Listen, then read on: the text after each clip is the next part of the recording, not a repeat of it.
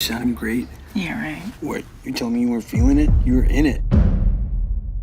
We don't need to put them all out. I know, but we just need to film.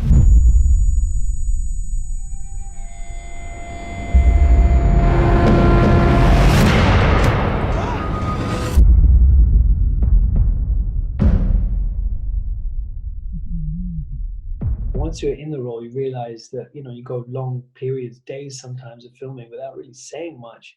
And I'm used to, as you say, being someone who can be a bit wordy with my, poetry, spoken word, and all that kind of stuff.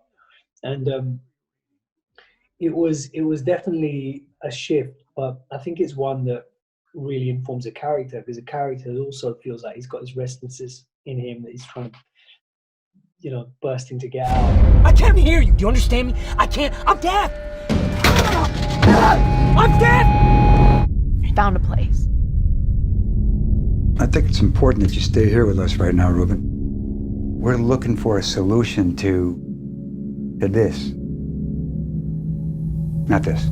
I also think that having verbal communication taken away from me really made me understand what true communication and true listening is. And I think the deaf community taught me that listening is something that you do with your whole body. It's not just something you do with your ears. And that communication is something that often words can conceal. And the true communication is when you embody viscerally what you're saying.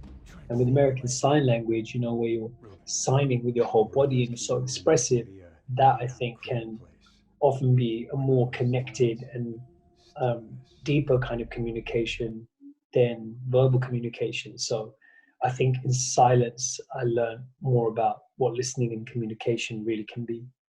I need you to wait for me, okay? You're it for me, Lou. You're my heart. You're it for me, okay? You gotta wait for me. I'm certainly not representing the deaf community here or representing the deaf experience. And I question whether anyone can represent the deaf experience. Is one that's very rich in its multifaceted diversity and has many different experiences within it. I think the deaf community and deaf characters represent themselves in the film as individuals and do so authentically, often with improvisation, and bring a lot of things to the table and to the screen that we actually haven't seen before on screen. So I'm privileged and proud to be a part of that, but that's something that deaf people are doing for themselves. They don't need me as a hearing person to represent them, and I couldn't if I tried. My character is a hearing character. He's a character from hearing culture, and he experiences deaf culture for the first time in the film. And so in order to portray that authentically, Darius wanted to cast a hearing actor who's from hearing culture, who experiences deaf culture for the first time. Everyone in the film who's from hearing culture is played by someone from hearing culture, and everyone in the film from deaf culture is played by someone from deaf culture.